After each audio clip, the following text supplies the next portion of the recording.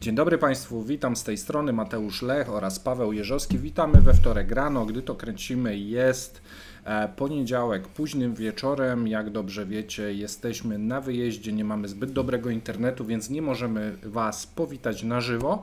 Natomiast spisaliśmy sobie jak najbardziej aktualne materiały i nagrywamy dziś po raz drugi, gdyż nam wiatr przeszkodził. Chcieliśmy ładny klimacik zrobić, ładny obraz, no ale niestety nie wyszło. Tak, ludzie się pytają, co z Wackiem. Wacek pojechał na samotny urlop widocznie. Na gąski poszedł, słuchajcie, szukamy Chata wolna. go cały czas, zostawiliśmy mu chatę wolną. No mam nadzieję, że jak wrócimy, to jakiś jaj nie będzie. No i że będzie się dobrze prowadził. Natomiast my odpoczywamy, będziemy pewnie, tak jak mówiliśmy, pod koniec tygodnia. Staramy się dla Was śledzić to, co się dzieje, staramy być aktywni na Twitterze, no i również na YouTubie. Dziękujemy też za wsparcie, szczególnie Jaruskiego. Widzimy, że tam pojawiają się nowe osoby, jeżeli chodzi o Patronite'a. Też przypominamy osobom, które w tym momencie kończy się ta subskrypcja na Tipeju, że jest możliwość odnowienia. A my już przechodzimy, słuchajcie, do porannego cepa. Chciałem powiedzieć, że komentarz dnia wypuściliśmy wczoraj o 17. Bardzo jeżeli ciekawy. Ktoś nie widział, to zapraszamy. A teraz możemy przejść do dzisiejszych informacji. Słuchajcie. Tak, jeszcze jedna rzecz. Paska nie będzie, bo pytaliście się o pasek. Natomiast ja krótko powiem, no w tym momencie nie ma dobrych informacji, jeżeli chodzi o ropę naftową, to mamy spadki, jeżeli chodzi o rosyjski gaz, spadki i wzrosty, jeżeli chodzi o waluty, tak, a więc mieliśmy tam jeszcze w zeszłym tygodniu korektę, natomiast no teraz widzimy, że przed tym długim weekendem majowym Rosjanie dosyć potężnie wręcz kupują tą walutę, nie jest jakiś wielki wzrost, no ale jest odczuwalny na pewno, szczególnie jeżeli chodzi o kantory, bo tam widzimy, że w wielu kantorach po prostu brakuje papierowych pieniędzy, a te papierowe pieniądze po prostu są potrzebne Rosjanom na wyjazd. Na przykład może do Turcji. Tak. Więc tym oto płynnym zabiegiem przeszedłem do Turcji. Słuchajcie, Turcja zastępuje rosyjski gaz amerykańskim LNG. O ile Władimir Putin nie rezygnuje z nadziei na zorganizowanie hubu gazowego w Turcji, o którym już kilka razy mówiliśmy, o tyle Ankara zdecydowała się pójść w odwrotnym kierunku, zmniejszając zależność od rosyjskich surowców energetycznych.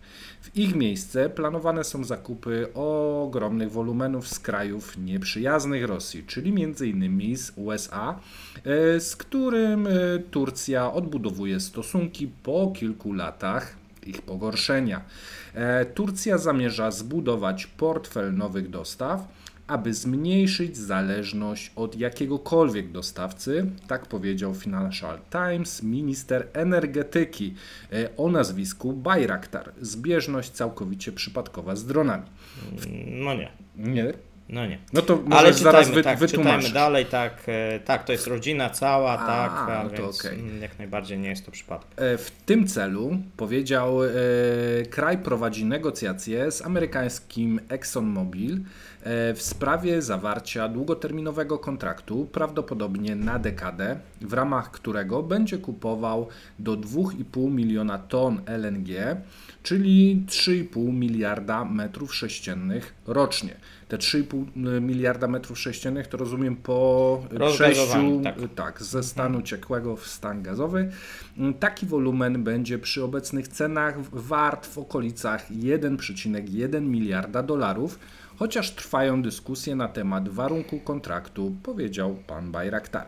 Według tureckiego Urzędu Regulacji Rynku Energetyki w 2022 roku udział Rosji w imporcie gazu Turcji, która kupuje prawie cały gaz za granicą, wynosił 40%, czyli 40% kupowano od Rosji, a rosnący w ostatnich latach udział Stanów Zjednoczonych przekroczył 10%. Według obliczeń Financial Times te 2,5 miliona ton odpowiada za około 7% ubiegłorocznego zapotrzebowania, więc jeżeli dobrze liczę, to w tym momencie Stany Zjednoczone będą miały 17, a spadnie ten udział Rosji, tak? Z 40 na 30 kilka. Tak, zobaczymy też, jak będzie wyglądał udział Kataru, bo jeżeli chodzi o ten rynek LNG, tam też mamy Afrykę, która wchodzi do gry, dosyć duże złoża ostatnio odkryte. Zobaczymy, jak to będzie wyglądać. W tym momencie Turcja kupiła 5 milionów w 2023. To jest właśnie mniej więcej 7 miliardów metrów sześciennych rocznie. I w mojej ocenie, jeżeli chodzi o ten ExxonMobil, to ważny gracz, natomiast myślę, że będzie duża dywersyfikacja, łącznie z tym, że Turcja cały czas będzie od Rosji kupować. Turcja stara się dywersyfikować zakupy przed wygaśnięciem części swoich długoterminowych kontraktów z Rosją w 2025 i z Iranem w 2026 roku, powiedział pan Bayraktar. Ogółem zakupy LNG stanowiły 35% importu w zeszłym roku w porównaniu do 15% w 2014, więc ten udział bardzo rośnie w Turcji. Prezydent po reelekcji w wyborach prezydenckich w zeszłym roku zaczął poprawiać relacje ze Stanami Zjednoczonymi. Tym samym Ankara zniosła weto w sprawie wejścia Szwecji do NATO. I przepraszam, co tutaj klikasz. A po odcięciu gazu do Europy w ramach kary za wsparcie Ukrainy w 2022 roku Putin w październiku wysunął pomysł utworzenia w Turcji hubu, do którego można by było przekierować utracone dostawy z Nord Streamu. I tu cytat Putina z tamtego czasu. Wszyscy są tym zainteresowani. Nasi tureccy przyjaciele, my jesteśmy zainteresowani i wszyscy, którzy chcą pozyskać nasze zasoby na kontynencie europejskim. Mówił jeszcze jakiś czas temu prezydent Rosji. Od tego czasu nie nastąpił znaczący postęp w realizacji tego pomysłu. Unia Europejska postawiła sobie za cel całkowite zaprzestanie zakupów gazu rosyjskiego do 2027 roku. Mamy zatem sytuację dokładnie taką samą jak z Europą. Rosja będzie tracić rynek też turecki na korzyść USA. Ale nie zgodzę. Czekaj, bo Turcy pewnie zostawią sobie dostawy z Rosji, ale będą je zmniejszać pewnie do 20-30.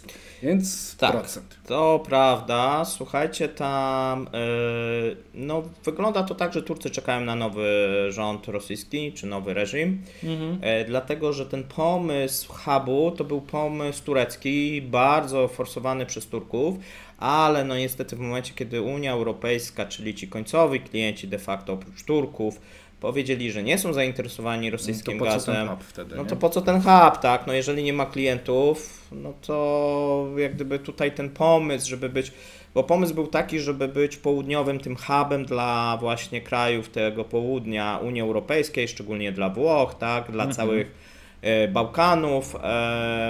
No i tu częściowo w małym procencie został zrealizowany, natomiast no widzimy, że teraz cały czas Turcja troszeczkę gra na czas i wstrzymuje się, no i jest oczywiście też dyskusja, jak to ma zarządzać tym hubem, no bo Turcy chcą, żeby to oni zarządzali, chcą też jak gdyby skupować gaz z różnych źródeł, nie tylko Rosja, mówi się tutaj też o na przykład Azerbejdżanie, czy jeszcze innych kontraktach, a więc ja bym to mniej więcej tak widział. No to powiedz jeszcze dwa słowa o tym panu Bayraktarze.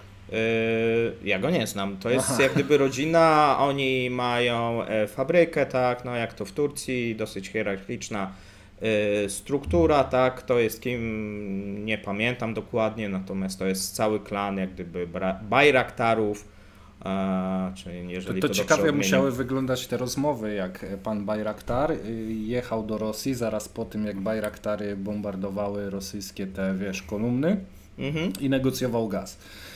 A to rodzina wyprodukowała. No ale to świetnie. Ogólnie chciałem jeszcze dopowiedzieć o tej Turcji, że Turcja nie chce wpaść w pułapkę taką, jak miały Niemcy, czyli uzależnienia się za bardzo od rosyjskiego gazu, więc próbują jak najbardziej zdywersyfikować, żeby myślę, było tych 5-6 dostawców. Tak, myślę, że im nie grozi, oni właśnie starają się Był ten pomysł kupowania, natomiast w momencie, kiedy dostali od Unii Europejskiej taką informację, że jeżeli to będzie rosyjski gaz, to niezależnie jak oni sobie to wymieszają, jak będą to ukrywać, to Unia Europejska nie jest zainteresowana. A wtedy no ten i w tym momencie był dla nich, wiesz, taką kulą u nogi. Tak, ale pamiętajmy jeszcze o jednej rzeczy. Turcy odkryli dosyć duże podłoża, dosyć duże zasoby ropy naftowej, a szczególnie gazu. No i tu też się mówi, że jest możliwość, żeby Turcy byli, że tak powiem, nawet niezależni. Są takie głosy. A więc bardzo, bardzo ciekawe. No tutaj też współpraca w przyszłości być może z Ukrainą, jeżeli byłby zakończony konflikt, no bo tutaj, że tak powiem, chodzi cały czas o te złoża z Morza Czarnego. A my sobie przejdziemy do ważnego tematu, czyli włosko-rosyjska Izba Handlowa zawiesiła płatności w rublach. Coś, co miało być przełomem i miało pokazywać, że Rosja, jeżeli chodzi o Unię Europejską, cały czas handluje, no okazało się fiaskiem. Szef włosko-rosyjskiej Izby Handlowej Ferdinando Palazzo zapowiedział zawieszenie systemu umożliwiającego firmom z Rosji kupowania towarów z Włoch za ruble. Wyjaśnił, że decyzja została podjęta ze względu na obawy przed możliwym obejściem sankcji. No i tutaj mamy wypowiedzi. Zaczęliśmy przeprowadzać transakcje, wszystko było w porządku, warunki były do zaakceptowania, ale wtedy włoski Komitet Bezpieczeństwa Finansowego, który zrzesza kilka ministerstw, powiedział nam, że nie zaleca się tego programu, powiedział Palazzo w rozmowie dla rosyjskich mediów. Tutaj szef nazwał obawy Komisji Bezpieczeństwa Finansowego dziwnymi. Wyjaśnił, że Izba jest kontrolowana przecież przez rząd Włoch, no ale i Rosji. Jego zdaniem prawnicy badają pismo otrzymane od Komisji. Tutaj się powołuje na 13 pakiet sankcji. Zdaniem Palazzo Izba zajmuje się wyłącznie towarami nieobjętymi sankcjami. Dodał, że wszystkie towary i ich kody celne są niezależnie sprawdzane przez Izbę. Kwestia dalszych prac zostanie poruszona na lipcowym posiedzeniu jego członków, wyjaśnił Palazzo.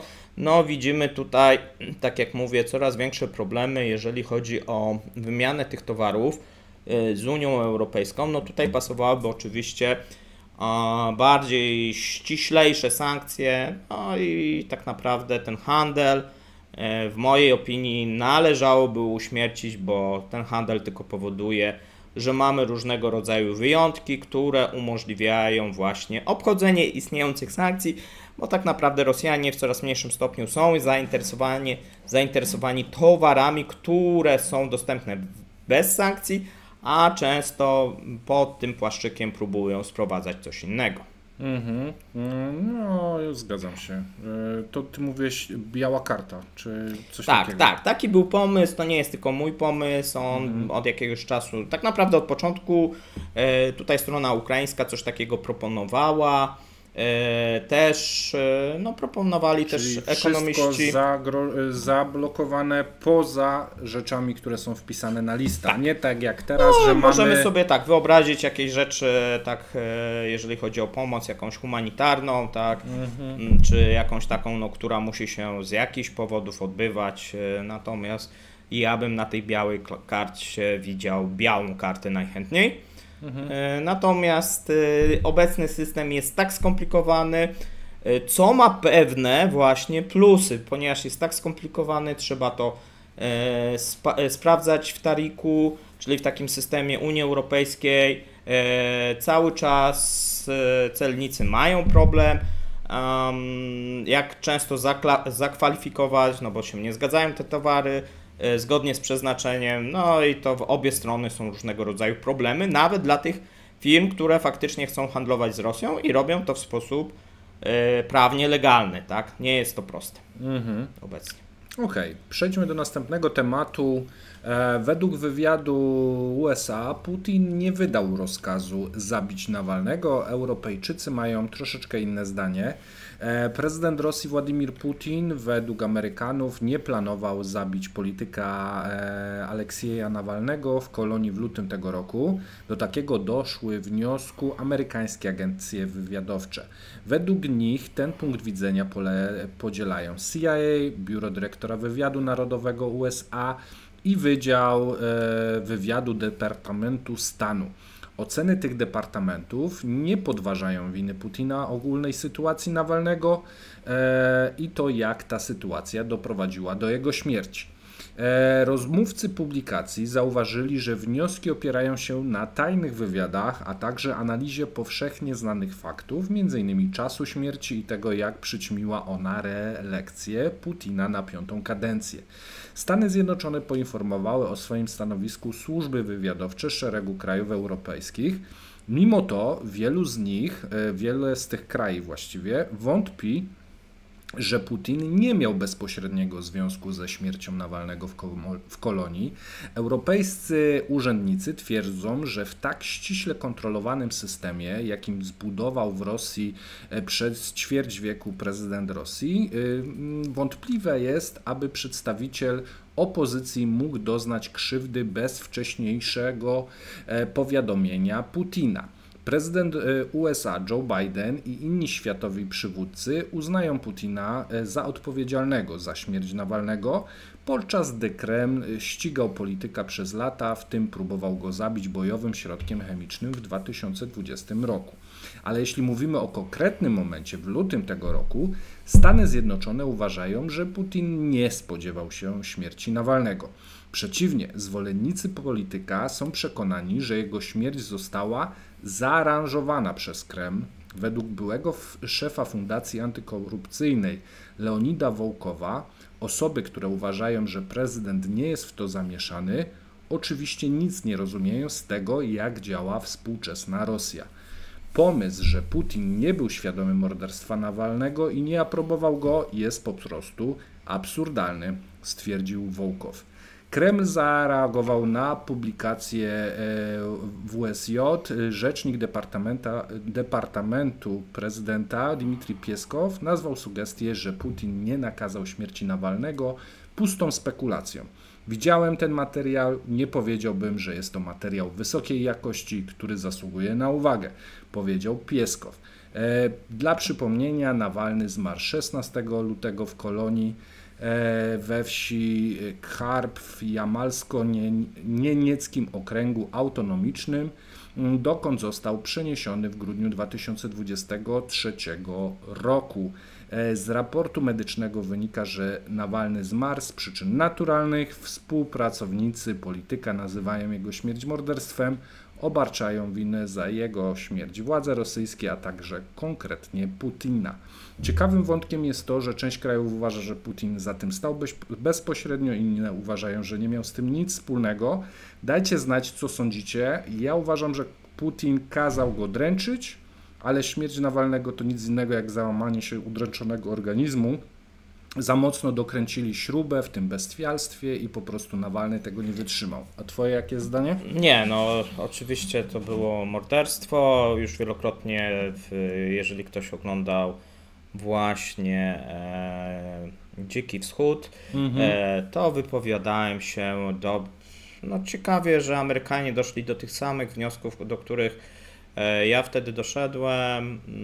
Odsyłam do tych materiałów, jeżeli kogoś ta sprawa interesuje. Nie wiemy, jaka jest prawda, no bo tu polegamy na pewnych hipotezach. Amerykanie mają pewne hipotezy na podstawie właśnie i zarówno rachunków zysków i strat, jak i jak to mniej więcej wyglądało. Na pewno to nie było naturalne zejście, fakty tutaj przeczą temu, ukrywanie tego i zaskoczenie, że tak powiem, władz raczej sugerują, że to było zlecone właśnie zewnętrznie. Regionalne władze tego więzienia nie miały o tym zielonego pojęcia, co jest jak gdyby oczywiste, bo jeżeli ktoś zleca takie zabójstwo, tak, to trudno, żeby jeszcze informował jak gdyby naczelnika tego więzienia, tak, że coś takiego jest planowane. Byli zaskoczeni, to widzieliśmy, natomiast jeżeli popatrzymy, kto na tym zyskał, to zgadzam się z Amerykanami, i odsyłam do tego materiału. A teraz słuchajcie... Napiszcie, co wy sądzicie. Tak, napiszcie, co sądzicie, tak. Możecie właśnie sobie otworzyć. To było, myślę, że tak w tym tygodniu, kiedy ten Nawalny umarł, był odcinek, który w części był poświęcony właśnie temu wydarzeniu, chociaż to tak jak mówię, nie jest to jakoś istotne wydarzenie, jeżeli chodzi o Rosję. Bardziej na Zachodzie się do tego przykłada wagę, natomiast w samej Rosji to nic nie zmieniło i czy by on żył, czy nie żyje, to nie ma żadnego moim zdaniem większego znaczenia. A teraz przejdziemy do, no właśnie, ważnej informacji.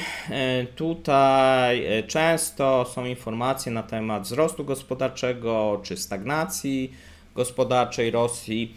No i bardzo często powołujemy się na Centrum Analiz Makroekonomicznych i Prognoz Krótkoterminowych.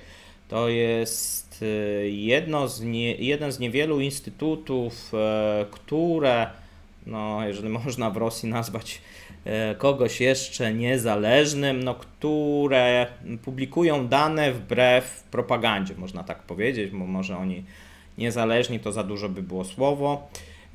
Natomiast pojawił się właśnie kwietniowy przegląd sytuacji gospodarczej w Rosji.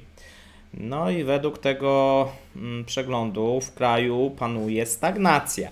I jest to wbrew oficjalnej propagandzie, która chwali się, że pierwszy kwartał to 6% wzrost gospodarczy.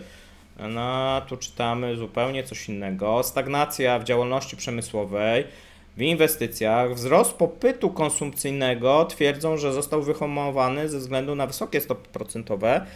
My uważamy, że aż tak chyba źle nie jest, bo widzimy jeszcze, że hamuje, ale to jest dosyć powolne.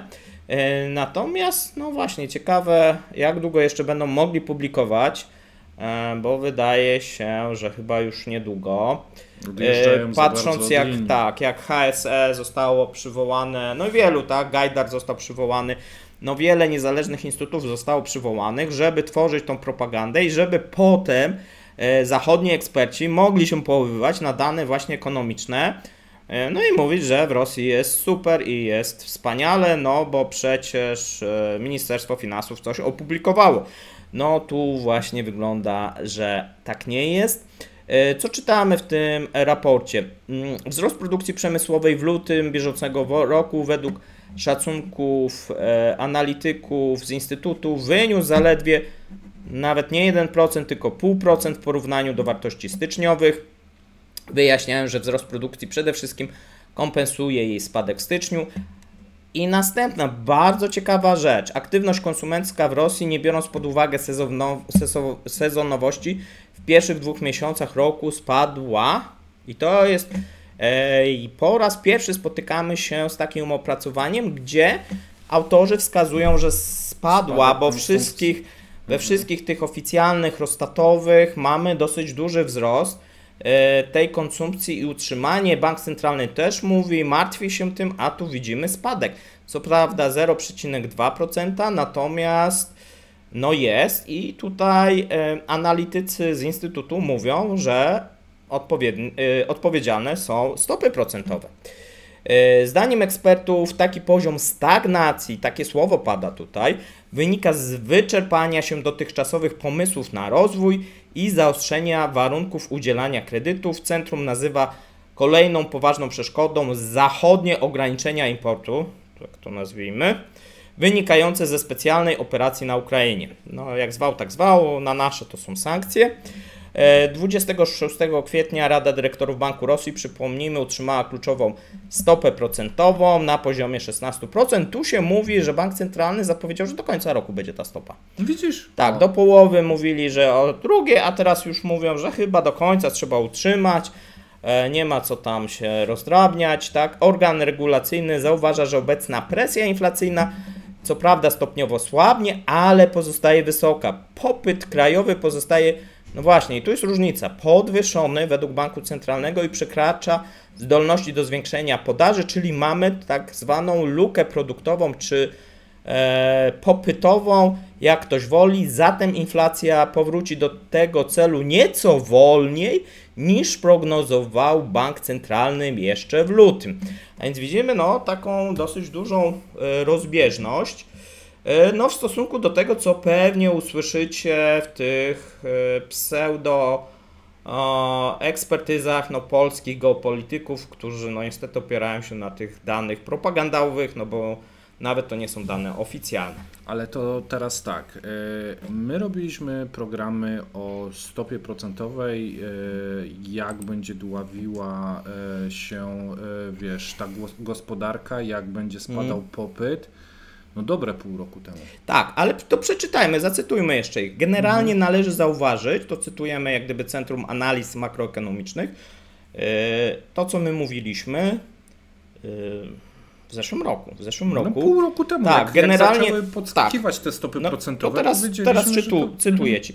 Generalnie należy zauważyć, że trend stagnacyjny utrzymuje się co najmniej od połowy 2023 roku. No to mówiliśmy. W większości głównych dziedzin przejście do stagnacji albo już nastąpiło, albo jest coraz bardziej widoczne, czytamy tutaj w raporcie.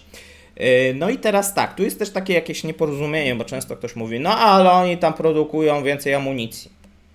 Ludzie, produkcja w danym sektorze nie oznacza jak gdyby oceny makroekonomicznej całej gospodarki. My mówimy o całości. To, że nagle się okaże, że ktoś wyprodukuje no akurat prezerwatyw mniej, ale powiedzmy jakiegoś butów będzie produkowanych więcej, to nie oznacza, albo że ma kolegę, który mieszka w Moskwie i on powiedział, że był wczoraj w sklepie i coś tam, to nie jest ocena makroekonomiczna. A więc patrzcie właśnie, no jeżeli nam nie ufacie, no to możecie spojrzeć właśnie na analizy, można też odszukać w sieci Centrum Analiz Makroekonomicznych, Prognoz Krótkoterminowych, jedna z niewielu agencji, która jeszcze jakieś niezależne raporty tworzy.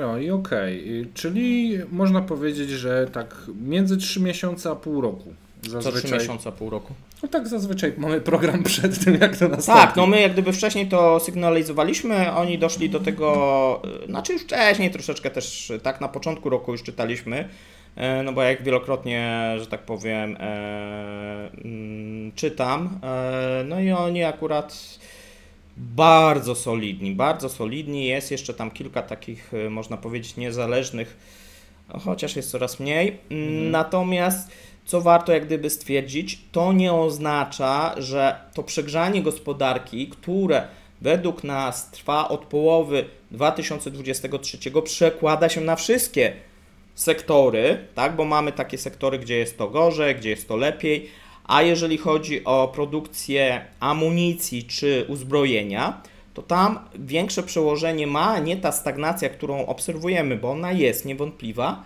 ale możliwości remontowe i zasobowe, jeżeli chodzi o te magazyny głębokiego składowania, które w 2024 się skończyły albo się za moment skończą, w zależności co sprawdzacie. Czy sprawdzacie elementy związane właśnie z amunicją, czy sprawdzacie czołgi, czy jakieś inne rzeczy. Tak, no tutaj mamy dosyć przetrzebione w tym momencie możliwości.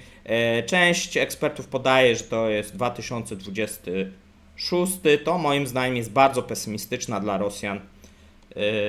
Bardzo optymistyczna dla Rosjan akurat prognoza, bo coraz więcej jest prognoz, że to ten rok to jest koniec. Ewentualnie jakieś resztki zostaną na początek 2025. Podobał mi się tam cytat: brak pomysłów na rozwój. Tak. Bo tak naprawdę dochodzą do ściany. Nie ma ludzi, nie można brać kredytów, automatyzacja nie postępuje, firmy zachodnie wychodzą, odchodzi kapitał. No ale są pomysły. Znaczy na razie są pomysły. No zacytowałem, że... Ale oni uważają, że nie, to nie są takie. Znaczy tak. No my tak podobnie uważamy, no bo jakiś czas temu zrobiliśmy można powiedzieć, zbiór pomysłów na lata 2030-2035. Tak. No i wygląda to źle. Tak. A propos tego, jak wygląda to źle, to może troszeczkę o zmobilizowanych żołnierzach, którym odmówiono płacenia za zalane mieszkania i domy. Takie to życie w Rosji. Władze regionu Orenburg odmawiają zapłaty osobom zmobilizowanym, których domy zostały zalane w wyniku powodzi. Mam kilka przykładów. Dom rodziny zmobilizowanego mężczyzny z Buzułuku, 250 km od Orenburga, został zalany po sam dach. Nie przyznano mu jednak odszkodowania za utracony dom, gdyż władze nie znalazły potwierdzenia faktu, że skarżony zamieszkiwał w lokalu mieszkaniowym. Sam mężczyzna jest na froncie od jesieni 2022 roku, poinformowała jego żona Anastazja. No więc nie zamieszkuje, tu się w papierach zgadza, przebywa za granicą. Wiele wniosków zostało odrzuconych, ponieważ w czasie powodzi nie było ich w domu, a przebywali oczywiście w Ukrainie. Tu mam cytat od jednej z kobiet. Mąż jest zarejestrowany, w sumie zameldowany, w domu jest jego właścicielem. Wszystkim pozostałym członkom rodziny wypłacono kwotę 20 000 rubli wsparcia jednorazowego, czyli tam po około 870 zł. No i styka. Właściciela domu nie ma, więc za dom nie będzie. Odmówiono odszkodowania także mieszkańcowi Orska, który wyjechał do służby na podstawie kontraktu. Dom na terenie Starego Miasta, w którym był zameldowany, 5 kwietnia całkowicie został zalany. Rodzice mężczyzny zwrócili się o zapłatę za siebie i syna. Kobieta w urzędzie powiedziała, że jej synowi nie wolno. Syn nie mieszka z nami, ale w Ukrainie. Nieźle, nie? Wikt i opierunek do końca życia mówili, no to mieszka na froncie i koniec rozmowy. Część zmobilizowanych osób, dowiedziawszy się o powodzi, próbowała wrócić z frontu do domu, aby pomóc swoim rodzinom. Żołnierz z Orska napisał, że jego dowódca nie pozwoli mu wyjechać na urlop, aby pomóc rodzicom, których dom znalazł się pod wodą. Jestem na granicy rozpaczy. To oczywiście cytat. Jeśli pójdę na samowolkę, będzie to przestępstwo, rodzicom nie pomogę. Jednocześnie prawo do wyjazdu w związku z klęską żywiołową jest wyraźnie określone w statusie o personelu wojskowym. No ale nie można tego niestety robić. Inny przykład żołnierza, który ruszył na pomoc rodzinie, mimo zakazu urlopu wyjechał, pomógł i wrócił. Teraz ma problemy. Przenieśli go do oddziału ze szturmowcami i chcą tam go wysłać do piekła. To tylko przeniesienie do piekła na rzeź, stwierdził mężczyzna. Rosja to stan umysłu, rządzącym ludzie ewidentnie przeszkadzają, a w rosyjskim mirze suma pecha i szczęścia zawsze wychodzi nie na zero, a na minusie. Dostajesz lepszą pensję, ale twój dom zmyje woda. Zadłużą cię kredytami, ale za to zginiesz na froncie. Pójdziesz na ochotnika i stracisz nogi, zostaniesz wyrzucony z autobusu jak bezpański pies. I tak dalej, i tak dalej. Przypomina się cytat, chyba to mówił na którejś kolacji czwartkowej profesor Boćkowski. W Rosji życie jest takie, że jak umrzesz, to w sumie nawet ci nie żal. Chciałbyś uzupełnić? Tak, pozdrawiamy Daniela. Zawsze może być gorzej, jak to Rosjanie mówią. Tutaj przejdziemy, słuchajcie, do ostatniego tutaj tematu dotyczącego właśnie rosyjskiego aktora. Nie wiem, czy kojarzysz, Gérard Depardieu. Ale on już chyba nie jest rosyjski, on się chyba zrzekł. No nie zrzekł się, nadal jest rosyjski. Jest? Z tego. Okay. No dobrze, możemy tutaj to weryfikować. Otrzymał, chyba nie da się zrzec teoretycznie rosyjskiego obywatelstwa, wiesz, a więc nawet jeżeli czyli jak chciał, już to do końca to już życia. do końca, tak, bo ostatnio było zabierane tym osobom migrantom, no i się wypowiadała jakaś komisja Dumy i powiedziała, że rosyjskiego obywatelstwa nie ma możliwości się zrzeknięcia i ono już jest do końca życia. Natomiast okazuje się, że Gérard został zatrzymany w związku z oskarżeniami o napaści na tle seksualnym. Depardieu został zabrany na komisariat, oczywiście nie w Rosji, bo już z Rosją troszeczkę się mniej lubi, a w Paryżu, gdzie jest przesłuchiwany w kolejnej sprawie o molestowanie. Aktor oczywiście zaprzecza oskarżeniom. Część jego kolegów opowiedziała się za Depardieu. Rosyjski aktor, rosyjskiemu aktorowi postawiono zarzuty o napaść na tle seksualnym. Tutaj na podstawie wyników przesłuchania prawdopodobnie zostanie zatrzymany, więc nie wypadło to chyba pozytywnie. W tym momencie mamy poniedziałek wieczorem, natomiast w poniedziałek rano został umieszczony w areszcie policyjnym pod właśnie zarzutem tej napaści. Tak podaje jedna z francuskich stacji telewizyjnych. Tutaj aktor jest oskarżony oficjalnie o napaść na 2 kobiety. Według tutaj prasy i mediów do incydentów miało dojść na planie 2 filmów w 2014 roku, plan Magika i Syjamczyka oraz 2021 Zielone okiennice. Tak, Gerard odpiera zarzuty. No, część tutaj kolegów się za nim wstawiła. Ja myślę, że dosyć nierozsądnie. I nie mam zielonego pojęcia, czy zarzuty są prawdziwe. Natomiast no, nie są to pierwsze zarzuty. Tych zarzutów wobec Gerarda dosyć dużo. No i tu należałoby się spodziewać, że chyba zostanie skazany. Ale to teraz zostanie skazany. Mogą Rosjanie chcieć, wiesz, deportować, żeby on siedział u siebie? Żeby chyba nie, bo on nadal ma to francuskie. I tu jest, wiesz... Bo on się chyba chciał zrzec, że podatki. I on chciał tak, on chciał już tak. Natomiast no tutaj nie jest to chyba takie proste. Miał tą firmę w Rosji, natomiast ta firma po prostu zaczęła szwankować ekonomicznie.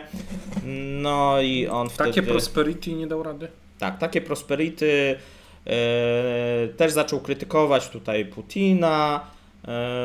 Co prawda, jak gdyby Wowa mu wybaczał wszystko, bardzo go lubi i ceni. No niemniej woli mieszkać teraz we Francji, natomiast no jak widzimy może się okazać, że najbliższe lata spędzi w więzieniu. Jeżeli się, że tak powiem, potwierdzą te zarzuty, no to myślę, że dobre miejsce dla niego. Myślę, że dobre miejsce dla niego, jeżeli te zarzuty oczywiście są prawdziwe, bo my tego po prostu nie wiemy. I tym oto optymistycznym akcentem będziemy się żegnać. Dziękujemy za dotrwanie do końca. Pamiętajcie o komentarzach, lajkach, polecajcie nasze materiały, jeżeli uważacie, że są warte polecenia, a my pod koniec tygodnia wracamy do naszych piwnic, naszych studiów. Ty będziesz miał znowu te czarne tło, ja będę miał gąsiora za plecami. Myślisz, że dobrze ten się prowadzi? Gąsior? Tak. Ja mam nadzieję, że chałupę mam całą. Tak, nie spalił. Dobrze. Piszcie w komentarzach, co sądzicie o tematach, które poruszaliśmy. Zapraszamy do lajkowania, do subskrypcji, do wspierania naszej działalności na Patronite oraz na YouTubie. Trzymajcie się. Cześć. Cześć.